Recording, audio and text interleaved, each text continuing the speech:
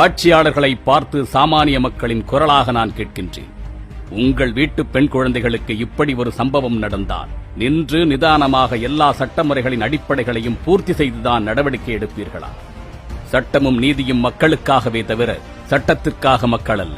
பெண்களுக்கு எதிராக, பெண் குழந்தைகளுக்கு எதிராக ஒரு பெரும் கொடுமை நிகழ்த்தப்படுகின்றது. தவறு செய்தவர்கள் இவர்கள்தான் என்று நன்றாக தெரிகின்றது. இத்தகைய சூழ்நிலையில் பாதிக்கப்பட்டவர்களின் ரத்தம் தோய்ந்த கரைகள் காய்வதற்கு முன்பாக அங்கு நீதி நிலைநாட்டப்பட்டிருக்க வேண்டும். கொடுக்கப்படும் தண்டனைகளின் மூலமாக அவர்களின் கண்ணீருக்கான ஆறுதல் உறுதி செய்யப்பட்டிருக்க வேண்டும். ஆனால் இது எந்த ஆட்சியிலும் நடப்பதே இல்லையே.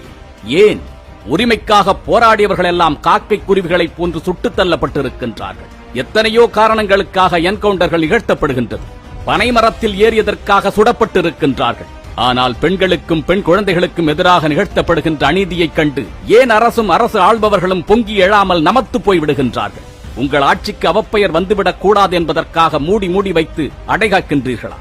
அரசும் ஆட்சி அதிகாரமும் உங்கள் கையில் இருக்கின்றது. இந்த கொடுமைக்கு எதிராக உயரும் உங்களது கரங்களை பார்த்து பெண்களுக்கும் பெண் குழந்தைகளுக்கும் எதிராக தவறு செய்யலாம் என்ற எண்ணம் ஒருவனின் கனவில் கூட வரக்கூடாது. அப்படிப்பட்ட நடவடிக்கைகளை ஒரு அரசு எடுக்க வேண்டும். தண்டனைகள் கடுமையானால் தான் தவறுகள் குறையும் என்பது ஒரு சாமானியனுக்கு, ஒரு படிக்காதவனுக்கு கூட தெரிகின்றது. ஆனால் அரசாள்பவர்களுக்கும் ஆட்சியாளர்களுக்கு மட்டும் ஏன் தெரிவதே இல்லை? 6ஆம் வகுப்பு படிக்கின்ற ஒரு பெண் குழந்தையின் தந்தை கண்ணீரோடு கூறுகின்றார், பயமா இருக்குங்க ஐயா. புள்ளைய பள்ளியோடத்துக்கு அனுப்பிட்டு வர வரைக்கும் உயிரே இருக்க மாட்டதுங்க ஐயா. 10 நிமிடம் புள்ள கீழே போய் விளையாட போயிருந்தா கூட படபடன் இருக்குங்க ஐயா என்று வேதனையோடு கூறுகின்றார். அந்த வலிகளினுடைய ஆழம் உங்களுக்கு தெரியுமா?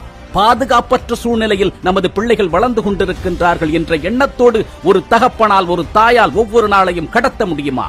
நீங்கள் எல்லாம் மிக பாதுகாப்பாக இருக்கின்றீர்கள். அதனால் இது போன்ற சம்பவங்கள் நமக்கிடையே நிகழாது என்ற தைரியத்தில் தான் இப்படி இருந்து விடுகின்றீர்களா? ஒரு குடிமகனுக்கு அரசு கொடுக்க வேண்டிய அடிப்படையான தேவை பாதுகாப்பு.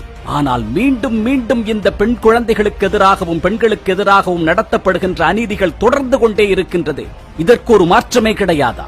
இதற்கு முன்பு ஆட்சி செய்தவர்களும் இப்படிதான் இருந்தார்கள். இப்பொழுது ஆட்சி செய்து கொண்டிருப்பவர்களிடம் கேட்டுக் கொள்ளுகின்றோம், தயவு செய்து இதற்கு ஒரு நிரந்தர தீர்வை உருவாக்குங்கள். ஒரு பெண் குழந்தைக்கும் பெண்ணிற்கும் அநீதி இழைக்க வேண்டும் என்ற எண்ணம் யாருக்கும் வரக்கூடாது. அதற்கு என்ன செய்ய வேண்டுமோ அதை சிந்தனை செய்யுங்கள். அதற்கு திட்டமிடுங்கள். அதை தேவைப்பட்டால் சட்டமாக இயற்றுங்கள். உங்களுக்கு தெரியாதது என்று எதுவும் கிடையாது. எந்த சட்டத்தை எதற்கு எப்படி பயன்படுத்த வேண்டும் என்று உங்களுக்கு நன்றாக தெரியும். ஒவ்வொரு நாளும் அந்த சிந்தனையோடு எத்தனையோ திட்டங்களையும் சட்டங்களையும் நீங்கள் ஏற்றிக் கொண்டுதான் இருக்கின்றீர்கள். உங்களுக்கு சாதகமாக, எங்களுக்கு சாதகமாகவும் சில சட்டங்களை இயற்றுங்கள். எங்களது பாதுகாப்பிற்காக, எங்கள் பெண் பிள்ளைகளின் பாதுகாப்பிற்காக, எங்கள் பிஞ்சு குழந்தைகளின் எதிர்காலத்திற்காக கொஞ்சமாவது சிந்தியுங்கள். உங்களிடம்